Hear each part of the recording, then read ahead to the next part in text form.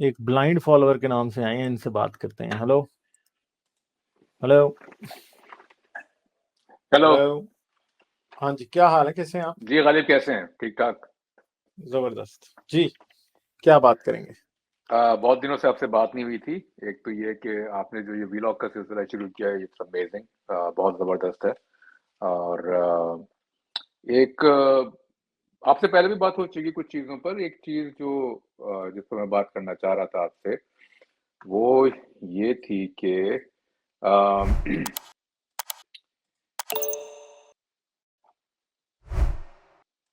کہ یہ جو ہمارا ہمیشہ یہ جب بھی عید آتی ہے، یہ پھر وہی چاند دیکھنے کا سلسلہ اور پھر یہ سب چیزیں شروع ہو جاتی ہیں. تو اسی حوالے سے یہ تھا کہ جو ہمارا اتنا بڑا جو ایک ایشو ہے یہ لونر کیلنڈر کا، کہ مطلب جو بھی ایگریکلچر سوسائٹیز ہیں، کیا وہ پیورلی لونر کیلنڈر کو فالو کر سکتی ہیں؟ اور اگر نہیں کر سکتی تو جو قرآن میں یا اسلام میں جو یہ سلسلہ شروع کیا گیا تھا، جہاں تک مجھے یاد پڑتا ہے کہ پری اسلامک عربیہ میں بھی پیورلی لونر کیلنڈر فالو نہیں کیا جاتا تھا. تو یہ کیا کوئی غلطی ہے جس کی وجہ سے یہ سلسلہ شروع کیا گیا، یا اس کے پیچھے کوئی ریزن ہے؟ Hello hello. ہاں، اب میری آواز جی آئی ہے. آواز. نہیں، میں میوٹ نہیں تھا، وہ میرا مائک جو ہے نا ٹیمپرریلی ڈسکنیکٹ ہو گیا تھا. غلطی تو جی ہے یہ، کیونکہ یہ ٹوٹلی وار بیسڈ اکانومی پہ چلے گئے تھے. ٹھیک ہے، تو انہوں نے پھر کیا کیا کہ یہ انہوں نے اس بات کو اڈاپٹ کر لیا، لونر کیلنڈر کو. اور قرآن میں کچھ تھوڑا سا وہ بھی دکھاتا ہے کہ یہ مہینوں میں دن گھٹا دیتے ہیں، بڑھا دیتے ہیں، مہینے بدل دیتے ہیں. حالانکہ یہ بدلتے کیوں تھے؟ کیونکہ بنی اسرائیل بھی بدلتے تھے. بنی اسرائیل لونر کیلنڈر فالو کرتے تھے، اور سال کا جو آخری مہینہ تھا نا وہ 2 بار آ جاتا تھا. ٹھیک ہے، جب تک سولر ایئر برابر نہیں ہوتا تھا. اور اس کو سولر ایئر کے برابر کر دیتے تھے وہ اس لیے کیونکہ ایگریکلچرل سوسائٹی کو ہمیشہ سولر کیلنڈر کی ضرورت رہتی ہے، تاکہ وہ اپنے فصلوں کو وقت پہ کاٹ سکیں، وقت پہ وہ کر سکیں. تو ان کی ٹوٹلی اکانومی جو تھی وہ وار بیس تھی، کیونکہ یہ ٹرائبس تھے جو کہ جنہوں نے ناردرن عربیہ میں جا کے قبضے شروع کیے، اور ایگریکلچرل ان کا بڑا ڈاؤن دا روڈ آیا. اور ایون کہ جب شروع میں ہجری کیلنڈر انہوں نے شروع کیا نا، تب بھی ساتھ میں پیرالل میں جو سولر کیلنڈر تھا، جو اس ٹائم جولین کیلنڈر چلا کرتا تھا، وہ چل رہا تھا. ایون کہ جو ہمارے سیریا وغیرہ میں جو کرسچنس تھے وہ وہی کیلنڈر، اور ایجپٹ میں بھی رومن کیلنڈر ہی فالو ہوتا تھا. تو یہ بس ایک انہوں نے اپنی گورنمنٹ دکھانے کے لیے کہ ہم جو ہے پاورفل ہیں، انہوں نے اس کو چینج کر دیا. باقی کوئی اس کی اور ریزن نہیں تھی، صرف اپنی اتھارٹی دکھانے کے لیے انہوں نے ہجری کیلنڈر کیا اڈاپٹ، اور عید وغیرہ اس کے مطابق منایا کرتے تھے. ورنہ کوئی اور ریزن نہیں تھی. نہ آپ اچھے طریقے سے چیزوں کو مینج کر سکتے ہیں اس کے مطابق، نہ آپ کچھ اور کر سکتے ہیں. تو یہ پرابلم اپنی جگہ ہے اور آج بھی ہے. تو یہ تو مطلب یہ اسلام تو صرف 1400 سال پہلے آیا. مطلب بیبیلونین میں بھی اس سویلائزیشن میں بھی لوگ جو تھے وہ لونی سولر کیلنڈر استعمال کرتے تھے، جو کہ زیادہ لاجیکل ہے، رائٹ؟ تو یہ جو اتنا وقت گزرنے کے بعد، اور اس کے بعد بھی چلے آج شاید ہم اس طرح سے اس کیلنڈر کو فالو نہیں کرتے ہیں، لیکن 1400 سال پہلے اگر وہ کوئی بھی مطلب اگر ہندوستان میں لوگ اس کیلنڈر کو فالو کرنے چاہیں، جو کہ ایگریکلچر سوسائٹی تھی، تو یہ بالکل امپریکٹیکل ہے. ہاں جی، امپریکٹیکل ہے. کیونکہ آپ دیکھیں ہمارے پاس جو ہندوستان میں بھی جو سولر کیلنڈر ہے وہ چلتا ہے، اور رومنز جو ہیں وہ آلریڈی سولر کیلنڈر یوز کر رہے تھے. کیتھولک چرچ سولر کیلنڈر کے مطابق چلتا تھا. ایون کہ پرشینز کے اپنے بڑے زبردست اسٹیبلش سولر کیلنڈر تھے، ایجپشنز کے اپنے تھے. بغداد میں اپنا سولر کیلنڈر جو ہے وہ چلا رہے تھے سارا اس ٹائم بیبلون میں، اور وہ بڑے زبردست طریقے سے چلا رہے تھے. آئی تھنک کہ انہوں نے صرف اپنی سپیریورٹی دکھانے کے لیے کہ ہم رولر ہیں اس کو رکھا ہے، اور کوئی ریزن نہیں ہے. اور ہے تو یہ ٹوٹلی ان سائنٹیفک ہے نا، کیونکہ ایون کہ اگر آپ یہ دیکھیں، پیچھے رمضان میں اس بارے میں ویڈیو بھی بنائی تھی کہ جی نارتھ اور ساؤتھ پول کے اوپر رمضان کا مسئلہ جو ہے وہ بہت خراب ہے، نہیں آپ چلا سکتے اس کو. ایون کہ روزے کی جو ٹائمنگز ہیں وہی اتنی دنیا میں اتنی انسین ہے کچھ دنیا کے علاقوں میں کہ مصیبت پڑ جاتی ہے. جی بالکل. جی سر. مجھے ایک کسی دوست کا ٹیکسٹ آیا ہے، وہ مجھے کہہ رہے ہیں کہ اس کانٹیکسٹ میں 2 آیات کو ریویو کریں، اور ساتھ یہ بھی کہہ رہے ہیں کہ کریڈٹ پاک پنجابی کو دیں. تو کچھ پتہ نہیں کہاں سے ڈانڈے مل رہے ہیں. ٹھیک ہے. تو مجھے ان آیات کا پتا ہے لیکن ذرا کھولیں, ذرا 10/5 ذرا نکالیں. 10/5 بھی ہے, اور میرے خیال میں ایک ریفرنس جو آیت ہے اس کی وہ سورہ توبہ کی آیت نمبر 37 بھی ہے. 936 بھی ہے, تو آپ اس سے واقف ہی ہیں پھر. ہاں جی جی جی. تو باقی آڈینس کو بھی دکھا دیتے ہیں, آپ تو خیر واقف ہی ہیں کہ جو 10/5 ہے سامنے آ گئی 10/5. ہاں اس پہ بات کی ہوئی ہے پہلے میں نے ہاں کئی بار. تو وہ بس دکھا تھا اس میں, وہ کلیئر ہے کہ جی وہ چاند کا مقصد یہ ہے کہ آپ ٹائم کا حساب رکھ سکے. اور جو آپ نے جس بات کی طرف ریفرنس کی دیا کہ جی وہ اللہ جو ہے وہ بڑا ناراض ہو رہا ہے کہ جو نان لونر کیلنڈر کی وجہ سے جو مہینے جو آگے پیچھے کر رہے ہیں اس کے لیے آیت اتارنی پڑ گئی ہے اللہ کو. ٹھیک ہے, جو کہ صحیح کیلنڈر فالو کر رہے ہیں ان کو تنبیہ کرنے کے لیے کہ جی یہ جو آپ آگے پیچھے کر رہے ہیں دنوں کو, یہ آپ سخت گناہ کا کام کر رہے ہیں. تو وہ 9 کی 36 ہے. تو آئی تھنک یہ دونوں مشہور آیات ہیں, تو آئی تھنک آڈینس پہلے جانتی ہے. تو ایک 9 کی 36 ہے. ہاں جی 9 کی 36 کون سی ہے؟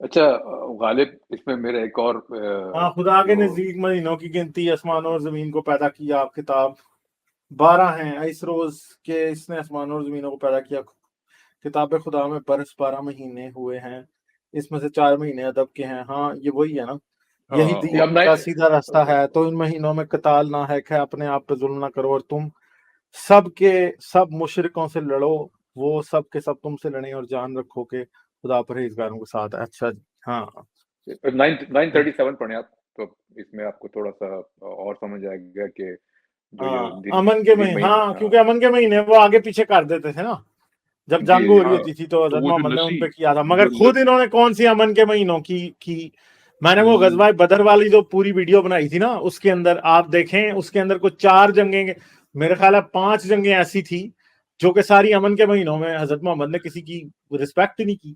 ٹھیک ہے, امن کے کس مہینے کو ہٹا کر آگے پیچھے کر دینا کفر میں اضافہ کرتا ہے. اس سے کافر گمراہی میں پڑے رہتے ہیں. ایک سال تو اس کو حلال سمجھ لیتے ہیں اور دوسرے سال حرام, تاکہ ادب کے مہینوں کو جو خدا نے مقرر کیے ہیں گنتی پوری کر لیں, اور جو خدا نے منع کیے ہیں اس کو جائز کر لیں. ان کے برے اعمال ان کے بھلے دکھائی دیتے ہیں, اور خدا کافر لوگوں کو ہدایت نہیں دیا کرتا. ویسے نا میں یہ سمجھتا ہوں کہ یہ ریئل سیٹنگ اس کی کیا ہوگی. میرے خیال میں اسلامک ہسٹری میں جو اس کی ایکسپلینیشن بھی ہے نا, وہ بھی بڑی غلط سی ہے. میرے خیال میں اصل میں کیا رہا ہوگا جس وجہ سے یہ مہینوں کی بات ہو رہی ہے, یہ مجھے لگتا ہے کہ یہ شاید پری ایگزسٹنگ پوئٹری بھی ہو سکتی ہے قرآن سے. ہاں جی وہ ہو سکتی ہے, لیکن یہ بلائنڈ فالوور آپ جو 937 کو جس وجہ سے آپ زیادہ امپورٹنس دے رہے ہیں, میں آئی تھنک آپ سے ایگری کرتا ہوں. وہ یہ ہے کہ یہ جو آگے پیچھے جو کرنے کی بات ہو رہی ہے نا, جس کو نسی کہہ رہے ہیں کہ نسی بہت بڑا کفر ہے, کہ جو آگے پیچھے چینج کرنا ہے, ایڈجسٹمنٹ. تو وہ جو سال کا لونر اور سولر ایئر میں جو 10 دن کا فرق پڑتا ہے, وہ ایک پارٹی اگر کر رہی تھی, اس ایڈجسٹمنٹ کو کہا ہے کہ وہ ایڈجسٹمنٹ کرنا کفر ہے. یعنی یہ مذاق خیز بات ہے نا, بہت یعنی کہ آپ تو ہنس ہی سکتے ہیں اس کے اوپر. اور اس کی ٹریڈیشنل وہ آپ جو پوائنٹ نکال رہے غالب, وہ تو خیر بہت ہی انٹرسٹنگ اور ڈیپ ہے, لیکن اس کی ٹریڈیشنل انڈرسٹینڈنگ یہی ہے کہ بھائی رسول اللہ جو ہے وہ کیا کہتے ہیں لشکر لے کر کسی پر اٹیک کرنے گئے, انہوں نے کہا بھائی یہ تو امن کے مہینے ہیں, کبھی میرے کیلنڈر کے مطابق تو نہیں ہے. اور دوسری بات یہ ہے نا, دیکھیں یہ جو ہے نا, یہ اصل میں یہودیوں کے خلاف بھی جاتی ہے, کیونکہ یہودی جو تھے نا وہ سال میں ایڈ کرتے تھے مہینے اس کے اندر. ٹھیک ہے, تو اس کی تو چیز تو ہے پریکٹیکل غالب, اس کی تو پریکٹیکل ریزن تھا نا, مطلب جو بیبلونین, ہاں وہ کیونکہ سولر کیلنڈر کے برابر کرتے تھے. ایون کہ مجھے لگتا ہے یہاں پہ بھی کرٹیسزم چاہے سولر کیلنڈر کا ہی لگ رہا ہو اصل میں. ایگزیکٹلی یہی میں کہتا ہوں, جو لوگ ٹھیک کام کر رہے ہیں, یعنی ہنسی کی بات یہ ہے کہ جو لوگ ایڈجسٹمنٹ کر رہے ہیں لونر کیلنڈر میں because of that discrepancy of around 10 days, ٹھیک ہے, ان کو کہا جا رہا ہے آپ کفر کر رہے ہیں. جو صحیح کیلنڈر کو فالو کرنے کی کوشش کر رہے ہیں, ایڈجسٹمنٹ کر کے کریکشن کر کے, ان کو کہہ رہے ہیں آپ کفر کر رہے ہیں. تو اب اس سے آپ کیا مطلب, دس از لائک اے جوک.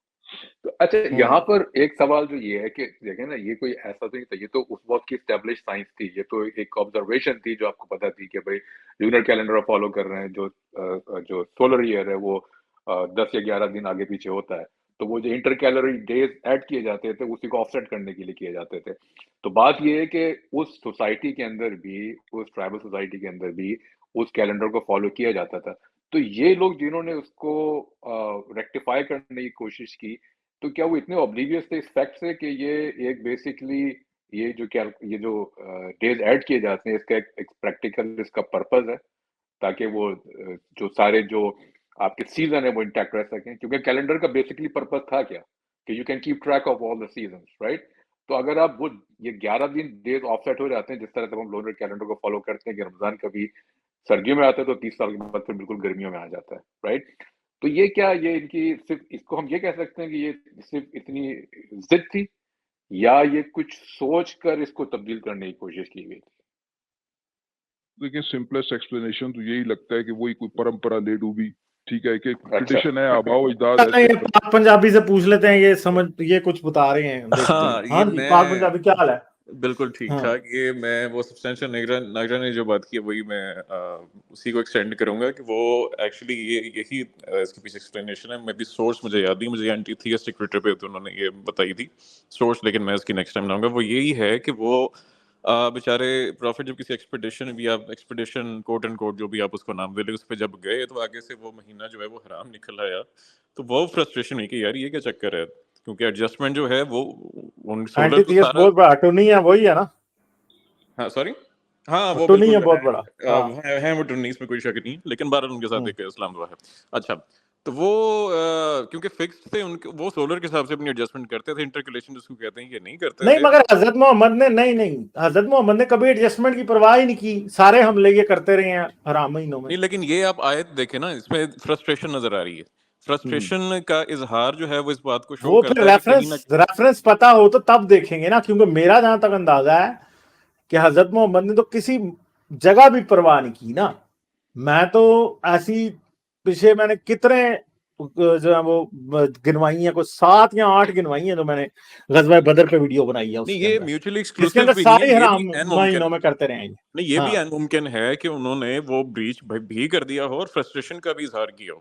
یہ دونوں سچویشنز بیک وقت بھی پاسبل ہیں کہ یار یہ کیا کر لیتے ہیں, یہ حرام کو حلال کر لیتے ہیں. نہیں مگر پھر اس کا حرام کو ریفرنس تو حلال اس لیے بتانا میں نے پڑے گا نا اٹیک کہ کر وہ دیا. کہاں سے ہے, کون سی. میں تو خود کیوریس ہوں کہ کہاں لکھا ہے یہ سورس میں اس کی آپ کو وہ جو ہے میں بتاؤں گا, لیکن میں ویسے آپ کو فلو بھی میں بات کر رہا تھا کہ آپ فلو بھی دیکھیں اس سورہ توبہ کا, تو وہ سارا ڈیل انہی چیزوں سے کر رہا ہے کہ کانٹریکٹ کیا ہے کفار کے ساتھ کیا نہیں ہے, پھر اس کے بعد جزیہ کی بھی یہ کچھ آیتیں قبل ذکر ہو رہا ہے, پھر یہ سارا تو اسی فلو میں یہ بڑا مجھے ایکسپلینیبل نظر آ رہا ہے کہ ایک طرح ڈومیننٹ پوزیشن سورہ میں توبہ وہ بہت لیٹ ہے نا. ہاں تو اب وہ ڈومیننٹ پوزیشن میں ہے, تو اب انہیں وہ فرسٹریشن جو ہے وہ زیادہ اس کا شکار ہو رہے ہیں کہ بھائی اب میں حلال حرام کی کیوں پرواہ کروں. پہلے تو پھر بھی کوئی کانٹریکٹ بائنڈنگ تھا جو پاور میں نہیں تھے, اب جو پاور گین کر لی تو پھر اب فرسٹریشن کا اظہار اب اس لیے کہ بھائی یہ مجھے کیوں فکر کرنی پڑی ہے کہ حلال اور حرام کا کیا چکر, اگر اس کو ود ان اسلامک ظاہر اب ہسٹوریسٹی وغیرہ دیکھیں تو مجھے اس سینس میں بڑا ایکسپلینیبل لگ رہا ہے. لیکن اگین وہ سورس ایگزیکٹ اس کی ہسٹری ہے یا ظاہر اسلامک حدیث تو اس طرح نہیں بیان کرے گی جس طرح ہم بیان کریں کہ انٹرکلیشن کا پتہ نہیں تھا. نہیں وہ تو ہسٹری ہی بیان کرے گی نا, یہ اس کی سورس یہاں تو طبقات ابن سعد یا تاریخ طبری یا پھر سیرت سے ہونی چاہیے, ٹھیک ہے, تب بھی. اس کے علاوہ اگر کسی ٹرشری بک میں کوئی اور آتی ہے تو پھر وہ دیکھنا پڑے گا کہ وہ کہاں پہ ہے, کیونکہ جہاں تک مجھے یاد پڑتا ہے سیرت میں تو ایٹ لیسٹ ایسا کچھ نہیں ہے. باقی 2 کتابوں کے بارے میں میں نہیں کہہ سکتا. یہ فرسٹریشن کی اس طرح مجھے کوئی سینس بنتی ہوئی نہیں, فرسٹریشن تو وہ نظر آتی ہے نا, فرسٹریشن تو نظر آتی ہے, وہ تو ہمیں پتہ ہی ہے, مگر سیرت میں ایٹ لیسٹ اس کی ایکسپلینیشن سیرت میں نہیں ہے. اب طبقات ابن سعد میں, طبری میں بھی میرے خیال میں نہیں ہے, طبقات ابن سعد میں ہو تو میں نہیں کہہ سکتا. ہاں اس کو آپ آف لائن جب اس کی ابن کثیر کی ایسوسیٹڈ تفسیر پڑھیں گے اس میں وہ لمبے تفسیر میں شاید کچھ ہو تو وہ بہت زیادہ جو اس کے اندر ہسٹوریکل ریفرنسز ہے وہ تو زبانی یاد نہیں ہے, لیکن آیت کے متن اور ٹیکسٹ سے ایسا لگ رہا ہے کہ may be one out of many possibilities کہ جی وہ ایک دفعہ شاید فرض کریں اپنے کیلنڈر کے مطابق وہ جو بھی حلال و حرام مہینے تھے وہ پروفٹ نے فرض کریں آبزرو کر لیے, آگے سے جا کر انہوں نے چیلنج کر دیا. میں ایک ایگزامپل دے رہا ہوں, تو وہ سخت قسم کی فرسٹریشن ہوگی کہ یار یہ کیا کر رہے ہیں.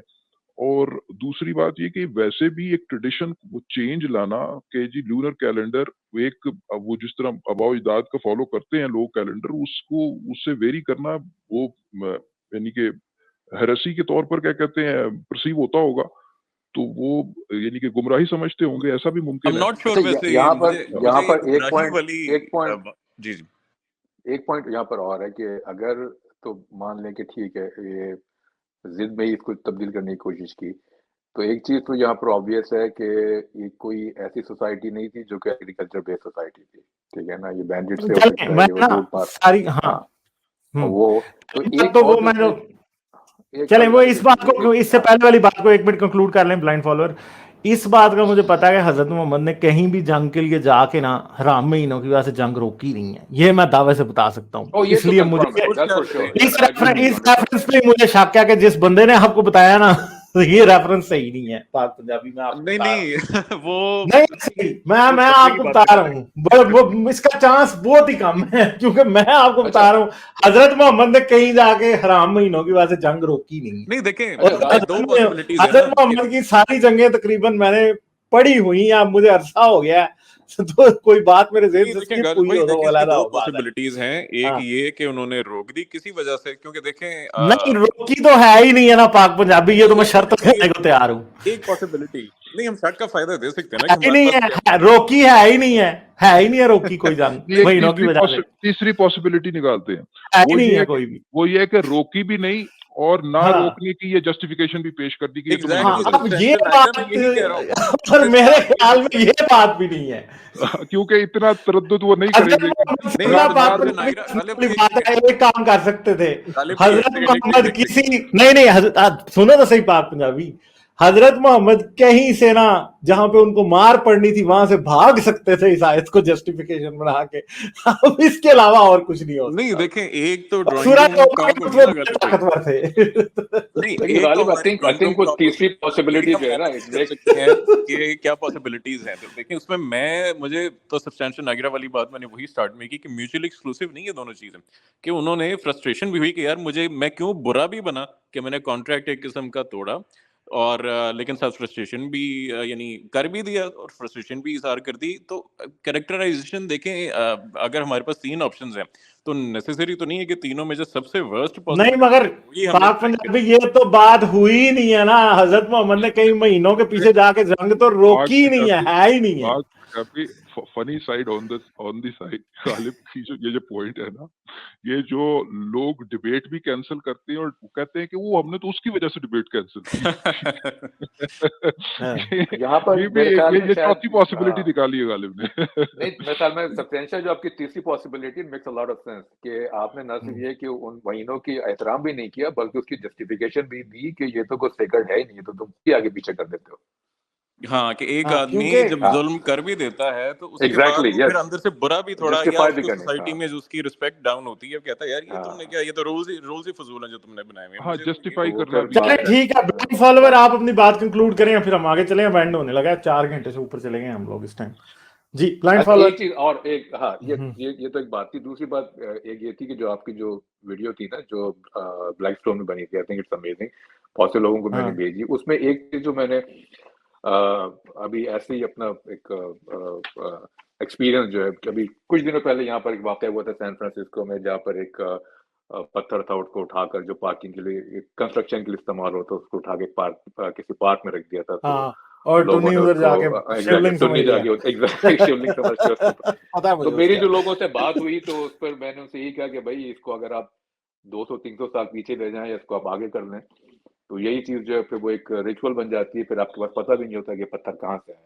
تو کچھ لوگوں کو میں نے سمجھانے کی کوشش کی کہ بھائی دیکھیں آپ اگر بگر پکچر دیکھیں کہ آپ کے پاس ایک ایسٹرائڈ بیلٹ ہے جہاں سے پتھر گرتے ہیں, اور پوری ہیومن ہسٹری میں آپ کو بے تحاشا سے ملیں گے. یہاں پہ امریکہ میں بھی جو نیٹیوز ہیں وہ بھی پوچھتے ہیں, گریک بھی تھے اور سارے تھے, اور ایون یہ جو اسی حجر اسود کے حوالے سے کہ یہ بھی تو پیگنز نے ہی سب سے پہلے اس کو ایز اے سیکرڈ پتھر استعمال کرنا شروع کیا تھا. تو ہمارے پتھر میں کیا خاص بات ہے, یہ بھی جس طرح سے باقی گریکس ہیں اور انڈینز اور ایون ایبوریجنل بھی آسٹریلیا میں وہ بھی جو میٹیورائٹس ہیں اس کو سیکرڈ سمجھتے ہیں, تو ہمارے پتھر کی کیا خاص؟ ہاں مگر نہیں, یہ بیٹلس ہوتے تھے یہ پتھر. اس کی پوری ہسٹری میں کئی بار پہلے چینل پہ بتا چکا ہوں, بلکہ میں حجر اسود کی ہسٹری پہ ایک ویڈیو بنانے کا ارادہ رکھتا ہوں جس میں نے ایک تو رب کعبہ کی بات کرنی ہے اور دوسری یہ کرنی ہے, ٹھیک ہے. تو وہ ابھی میں نے اس کا اسکرپٹ وغیرہ تیار کروں گا تو پھر اس کے بعد دیکھوں گا کس دن مجھے ٹائم لگتا ہے اس کے لیے. اصل میں یہ بیتلس جو ہے نا, بیتلس ان کو کہا جاتا ہے گریک میں. ان کے مختلف نام ہے, ٹرکک میں ڈیفرنٹ ہے, پرشین میں ڈیفرنٹ ہے, کینانائٹ میں ڈیفرنٹ تھا, ایون کہ ایجپٹ تک یہ تھے, یورپ کے اندر یہ تھے. یہ میٹرائٹس یا کسی بھی ایسے پتھر کو جسے وہ امپورٹنٹ سمجھ لیتے تھے, اسے گاڈ سٹون کہا جاتا تھا. ٹھیک ہے.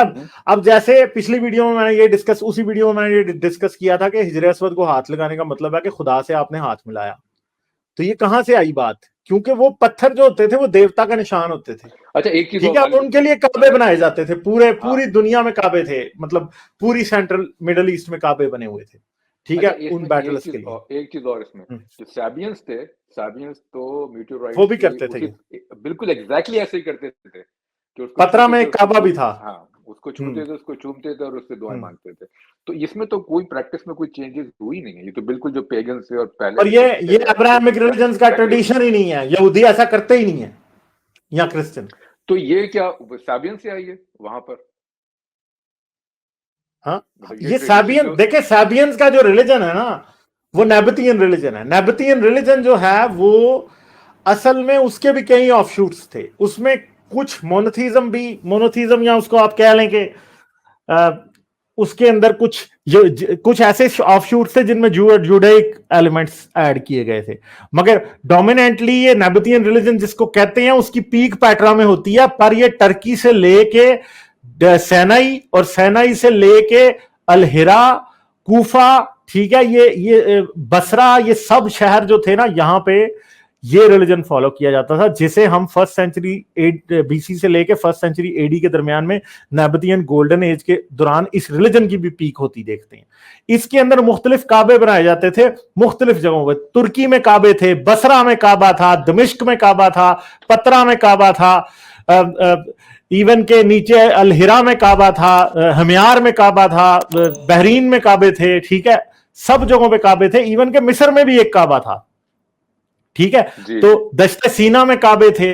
اور ان سب جگہوں کو عرب جو گریکس لکھتے تھے وہ انہیں لکھتے تھے بیٹلس. بیٹلس کیا تھا؟ بیت اللہ ہی بیٹلس ہے, دونوں مین سیم نہیں لگا تھا. بیٹلس کا مطلب تھا کہ گھر, دیوتا کا گھر, اور بیت اللہ کا مطلب ہے کہ اللہ کا گھر. اور اللہ جو ہے بیسیکلی وہ ایک جنیرک ورڈ تھا عربی میں بھی خدا کے لیے, دیوتا کے لیے نہیں, خدا کے لیے.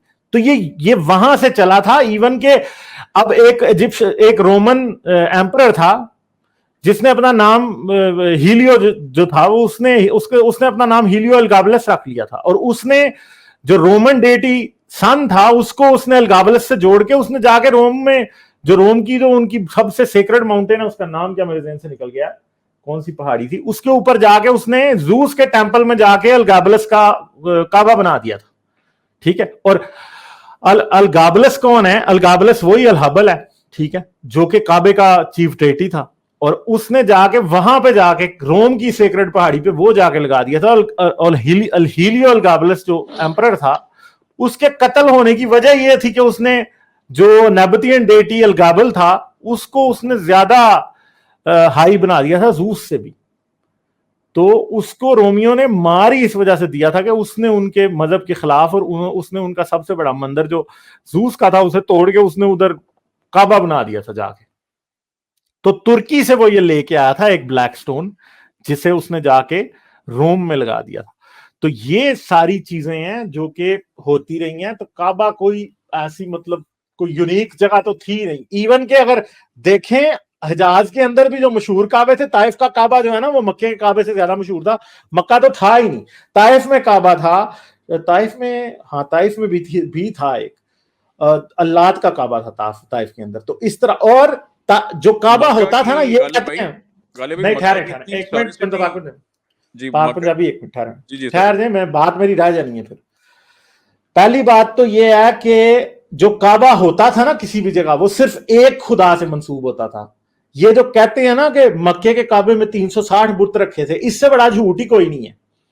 کیونکہ یہ ہو ہی نہیں سکتا کہ اس دیوتا جس کا کعبہ ہے اس کے علاوہ کوئی اور بت رکھا جائے اس کا کعبے کے اندر. تو 360 بت ہونا کعبے میں, یہ بات پاسبل ہی نہیں ہے. ٹھیک ہے, یہ بات ہی جھوٹ ہے. کیونکہ جتنے بھی بیٹلس آگے پیچھے بیت اللہ تھے نا, उन सब में एक ही देवता होता था, उसका कोई एक, जैसे यहाँ पे हुबल था ये कहते हैं मक्के में, तो ताइफ के काबे में जो थी वो मेरे ख्याल लात थी, इस तरह बसरा के काबे में कोई और था, हमियार के काबे में कोई और था।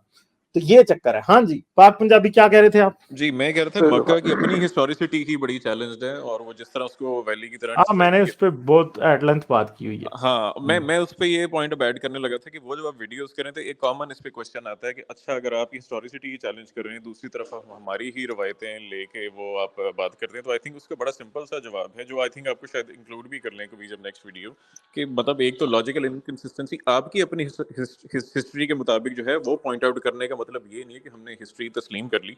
ये अक्सर मैंने इतराज देखा है कुछ। नहीं, वो असल में इनको मैंने बड़ी बार पहले समझाया कि एक हम बात करते हैं ट्रेडिशनल हिस्टोरिकल नैरेटिव में, दूसरी हम बात करते हैं रिविजनिस्ट हिस्ट्री में।